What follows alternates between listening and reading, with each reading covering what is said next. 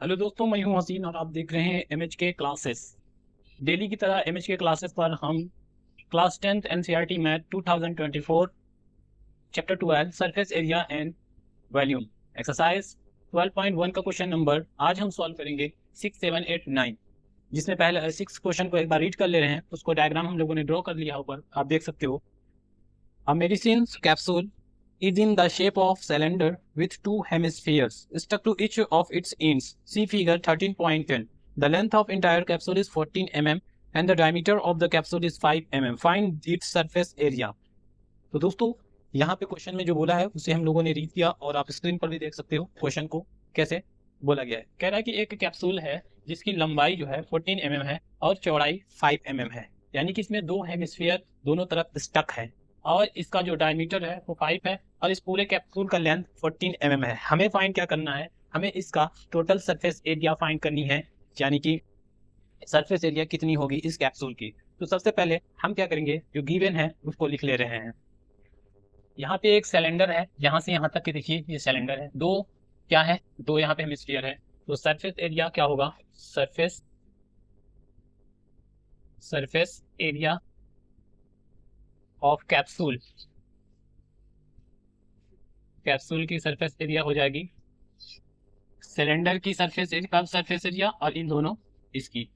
तो हम लिख देंगे सरफेस एरिया ऑफ सिलेंडर और प्लस दो हेमिस्फीयर, दो हेमिस्फीयर का सरफेस एरिया। तो यहाँ से सिलेंडर का जो फॉर्मूला होता है 2πr/h होता है और इसका 2 × 2πr² ये होता है। यहाँ से 2π दोनों में कॉमन है, 2πr को कॉमन ले रहे हैं। अब बचा क्या h प्लस यहाँ से क्या बचा, यहाँ से बचा 2 कॉमन, तो यहाँ से बचा 2r बचा। इस फार्मूले पे अब ये हो गया सरफेस एरिया ऑफ सिलेंडर। अब इस पर हम वैल्यू पुट करेंगे जो दिया है। तो यहाँ से पहले हमें चाहिए h और r।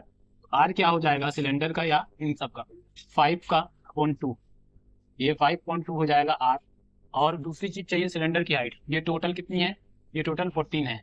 अगर यहाँ से रेडियस की बात करें, यहाँ से यहाँ तक 2.5 mm हो जाएगा, 2.5 mm हो, यानी कि रेडियस अगर इसकी हाइट बात करें, हाइट हो जाएगी सिलेंडर की सिर्फ 14 माइनस इधर से 2.5 कितना हो जाएगा 5, तो आ जाएगी 9 mm। दोनों चीजों हम लोग इसमें देख चुके हैं। अब इसमें क्या करेंगे, अब हम यहाँ पे पुट कर देंगे वैल्यू, 2π की वैल्यू 22/7, r की वैल्यू 5/2 और ब्रैकेट के अंदर h की वैल्यू यहाँ से 9 रखेंगे और प्लस 2, r की वैल्यू 5/2। अब इनको सॉल्व कर देंगे तो यहाँ से देखिए 2 से 2 कैंसल आउट और 5 2 या 10, ये हो जाएगा 110/7। इसको सॉल्व करेंगे, यहाँ से देखिए 2 से 2 का 2 कैंसल, अंदर बचेगा 5, इनको ऐड कर लीजिए 110/7, इसको कट करेंगे 9 5 14, 7 1 7 7 2 14। तो इसकी जो वैल्यू आ जाएगी 220 mm², यानी कि सरफेस एरिया ऑफ कैप्सूल हो जाएगी 220 mm। दोस्तों अब सॉल्व करेंगे क्वेश्चन नंबर 7। अभी क्वेश्चन नंबर 6 को सॉल्व किया। क्वेश्चन नंबर 7 क्या कर रहा है आप भी स्क्रीन पर देखिए। A tent is in the shape of a cylinder surmounted by a conical top. If the height and diameter of the cylindrical part are 2.1 meter and 4 meter respectively, and the slant height of the top is 2.8 meter, find the area of canvas used for making the red tent. Also find the cost of the canvas of the tent at the rate of rupees 500 per meter square. Note that the base of the tent will not be cover the canvas. तो दोस्तों question का मतलब ये हुआ कि एक इस तरह का टेंट है जो कि सिलेंड्रिकल नीचे से है और ऊपर कॉनिकल है। सिलेंड्रिकल पार्ट की हाइट दी है 2.1 और उसकी डायमीटर दी है 2.2 सेंटीमीटर, 2 मीटर, यहाँ मीटर में दी है, ये सब मीटर में है। और हमें फाइंड क्या करना है, इन सभी कितना कैनवास लगेगा, कितना कपड़ा लगेगा इस टेंट को बनाने में और कितना उसमें खर्चा आएगा अगर 500 रुपये स्क्वायर मीटर के हिसाब से कपड़ा को खरीदा जाए।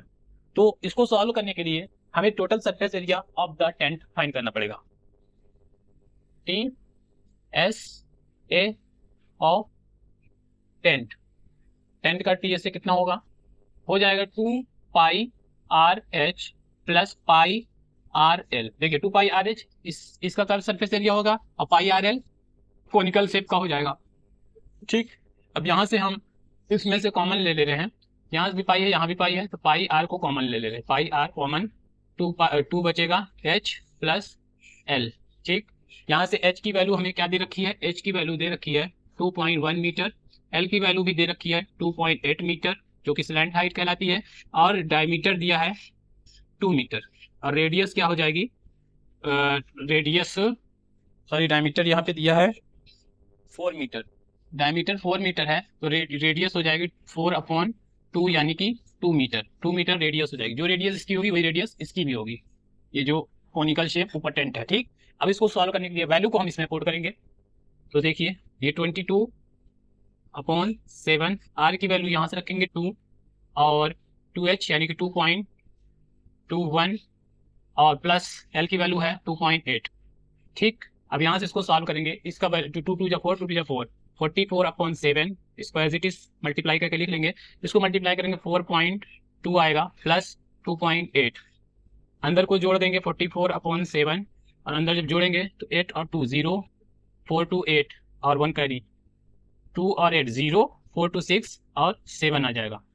इसको जब मल्टीप्लाई करेंगे यानी 44/7 इंटू 7, 7 से 7 कैंसिल यानी कि 44 मीटर स्क्वायर कैनवस की जरूरत पड़ेगी। Total surface area 44 metre canvas बनाने के लिए इसको जरूरत पड़ेगी। अब कॉस्ट ऑफ, टोटल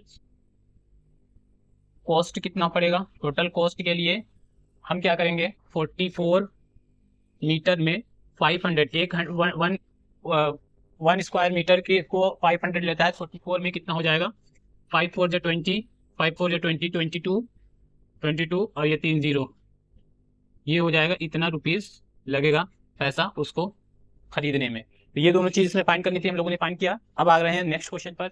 तो दोस्तों अभी भी क्वेश्चन नंबर 7 को सॉल्व किया, अब आ रहे हैं क्वेश्चन नंबर 8 के ऊपर, एक्सरसाइज 13.1 का। इसमें क्या बोल रहा है क्वेश्चन, कह रहा है कि from a solid cylinder whose height is 2.4 centimeter and diameter 1.4 centimeter, a conical cavity of the same height and same diameter is hollow out, find the total surface area of the remaining solid to the nearest centimeter square। Question का कहना है कि एक solid cylinder है इस तरह का, ये पूरा, जिसकी हाइट 2.4 सेंटीमीटर और 1.4 मीटर सेंटीमीटर डायमीटर है, उसके अंदर से एक कोनिकल शेप का काट के बाहर निकालने की कोशिश की जा रही है। तो बताइए जब वो निकाल दिया जाता है रिमेनिंग एरिया कितनी बचेगी, और जो कोनिकल शेप काटी जा रही है सेम इसी की हाइट भी है और इसकी जो डायमीटर है वो भी सेम जो सिलेंडर की है वही है। तो इसको फाइंड करने के लिए हमें क्या करेंगे, रिमेनिंग सरफेस एरिया, यही फाइंड करना है, remaining surface area of cylinder. तो सबसे पहले 2 पाई आर एच तो रहेगा ही, ये पूरा इसी का रहेगा, और प्लस पाई आर एल, ये खोखला हो जाएगा निकल जाएगा, तो ये एरिया बचेगी पाई आर एल, और प्लस ये बेस की एरिया पाई आर स्क्वायर, ये बेस की एरिया। तो ये सभी क्या होगा, remaining surface area of cylinder. तो अभी हमें यहाँ पे क्या क्या दिया है, यहाँ हमें दिया है एच दे रखा है, आर भी दे रखा है, लेकिन एल नहीं दिया। एल को फाइंड करने के लिए हमको यूज करना पड़ेगा फॉर्मूला, एल बराबर होता है H square plus R square. H क्या है आर क्या है, देखिए एच तो यही हो जाएगा √2.4 का स्क्वायर, और आर यहाँ से 1.4 का यानी कि 2 आधा करेंगे तो 0.7 का स्क्वायर, ये हो जाएगा, ये हो जाएगा एल की वैल्यू। एल की वैल्यू निकालने के लिए सबसे, और इसका स्क्वायर, तो इसमें से इसको 2 बार स्क्वायर कर ले रहे हैं, 2.4 का कितना होता है, 4 4 16, 4 2 8 9, 2 4 8, 2 4 2 2 4 6 7 और 5, और पॉइंट कितने पे लगेगा, 2 पे लगेगा।